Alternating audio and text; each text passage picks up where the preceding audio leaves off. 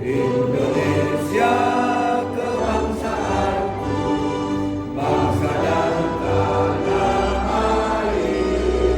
Tanahku, hiduplah negeriku, bangsaku, rakyatku semuanya, bangunlah jiwanya.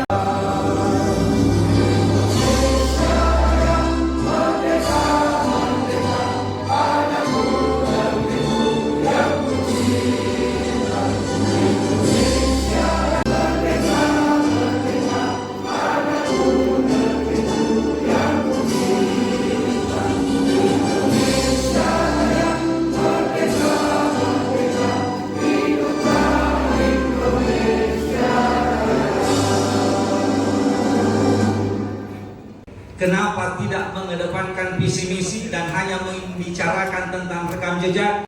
Saya ingin barangkali menengok sedikit ke belakang. Bagaimana ketika bangsa ini terbentuk? Bangsa ini terbentuk sebagai sebuah persenyawaan, bukan sekedar percampuran. Apa yang membedakan? Persenyawaan itu adalah unsur-unsur bercampur membentuk unsur baru. Kalau percampuran tidak bentuk unsur baru. Unsur baru inilah yang disebut Indonesia. Sebagaimana air ini adalah air, tapi ini adalah persenyawaan antara hidrogen dan oksigen. Dia menghasilkan air. Dalam air ada hidrogen, dalam air ada oksigen, tapi air bukan hidrogen, air bukan oksigen. Ini adalah unsur baru yang terbentuk. Seperti juga Indonesia. Indonesia itu ada unsur Bugis, Makassar, Manado, Sunda, Jawa, Batak, semua Minahasa membentuk sebuah unsur baru yang disebut sebagai Indonesia. Inilah persenyawaan yang baru. Dan Indonesia ini uniknya di antara yang lain, kita bisa menemukan kesepemahaman menggunakan bahasa bersama.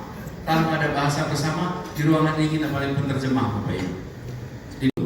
Si A tugasnya X, si B tugasnya Y, si C tugasnya Z, si D tugasnya H, si D. Saya berikan assignment.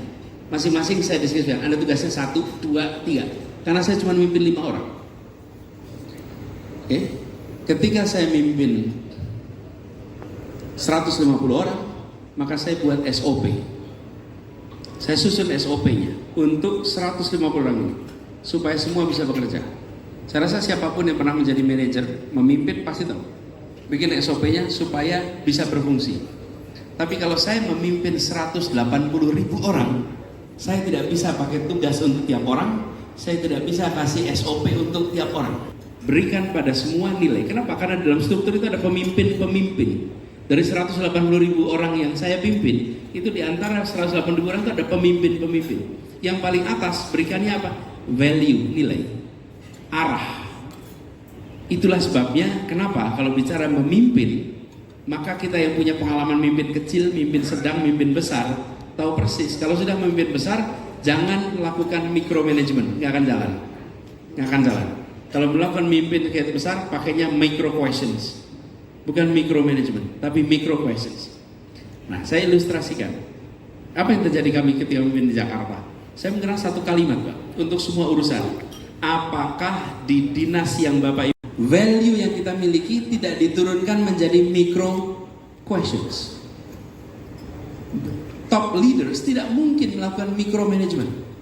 Tidak mungkin. Saya saja yang memimpin Jakarta 180.000 nih pasukannya. Pegawai di Jakarta 180.000. Saya tidak bisa melakukan micromanagement, tapi yang saya lakukan adalah micro questions. Pertanyaan kecil. Bagaimana taman yang Bapak kelola, Ibu kelola bisa mempersatukan seluruh warga di sekitarnya? Nah, Anda pikirkan itu caranya. Bagaimana trotoar yang Anda buat itu bisa membangun perasaan kesetaraan bagi semuanya? Oh, diterjemahkan kemudian. Dan semua orang memiliki kompetensi kalau sudah dipilih jadi pemimpin di unitnya masing-masing. Republik ini memiliki garis itu diwujudkan, ada di konstitusi kita, kemudian itu diterjemahkan dalam bentuk micro questions. Nah, bila itu dikerjakan, ini sekaligus pertanyaan Ibu Bu Gisa, itu nanti bisa mengarahkan kita semua yang ada untuk bergerak pada nilai yang sama. Bergerak pada nilai yang sama. Dan rasanya akhir-akhir ini kita sering mendengar yang namanya kepemimpinan itu punya mission statement, punya vision, tapi tidak diturunkan menjadi micro questions. Begitu diturunkan menjadi micro questions, lalu semua pemimpin dimanapun akan bisa mengerjakan. Saya beri contoh. Lalu yang kita lakukan adalah membangun lapangan persis seperti lapangan di JIS ini, tapi di kampung-kampung. Untuk siapa? Untuk rakyat kebanyakan. Dan tidak boleh diberikan privilege pinjam. Pinjamnya hanya boleh untuk first come first serve. Yang datang awal dan dipinjami. Dan itu membawa kepada mereka perasaan saya dapat fasilitas dari negara yang kualitasnya tinggi, yang biasanya tidak dinikmati oleh mereka-mereka yang status sosial ekonomi rendah. Dan lapangan ini tidak boleh bayar. Tidak boleh bayar. Negara nggak usah minta uang dari rakyat, cukup negara itu siapkan lapangannya. Nah, hal-hal kecil seperti ini, cuman sayang kalau ini tidak menonjol. Kalau seperti JIS ini karena besar jadi terlihat. Kalau ini kecil di banyak tempat, tapi itu membuat perasaan kesetaraan itu muncul.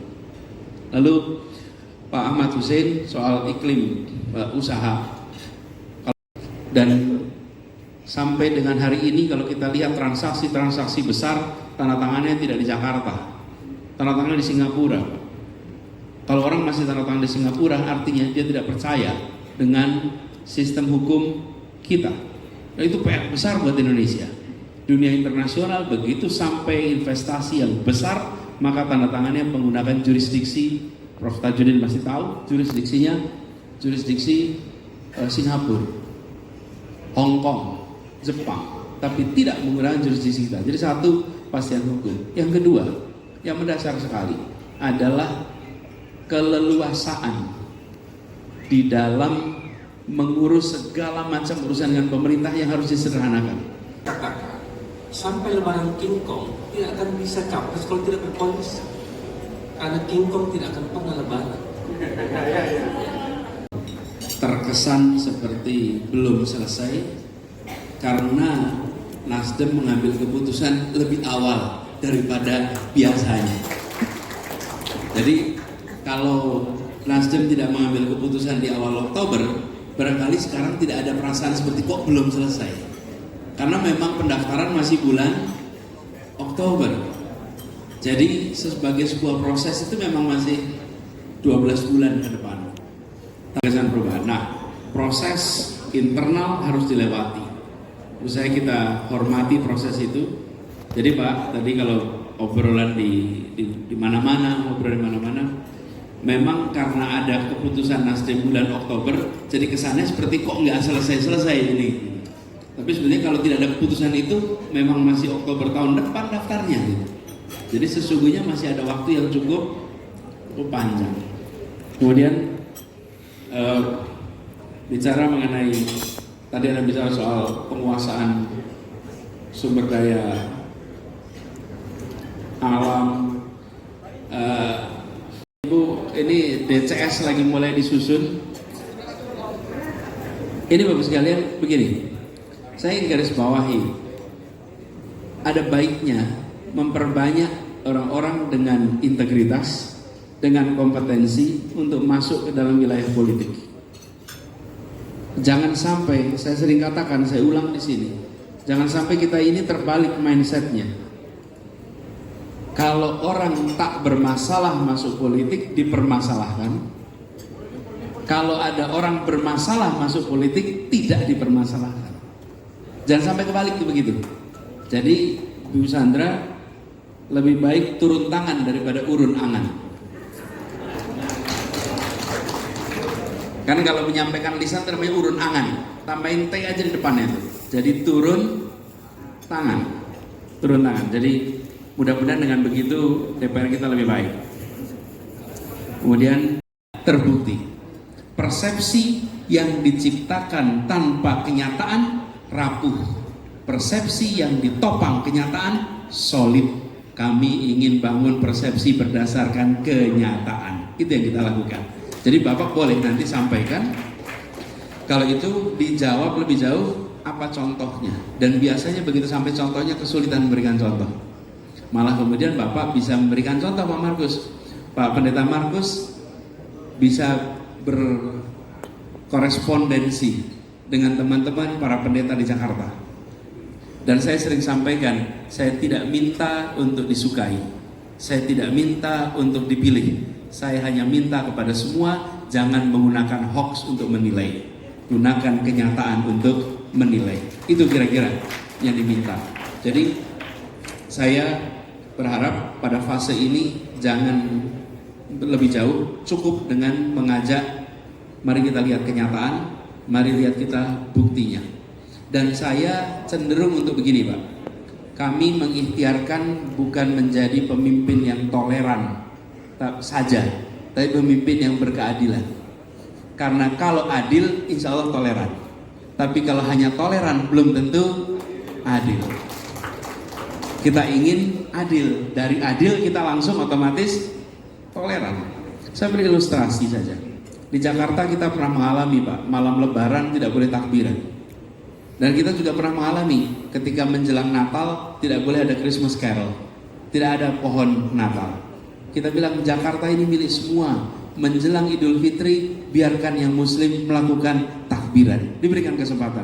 Menjelang Natal, izinkan mereka yang Kristen untuk melakukan Christmas Carol menyambut Natal. Dengan Bapak Anies Baswedan sudah diserahkan juga untuk penanya pertama kita. Oke, meja kedua, Bapak.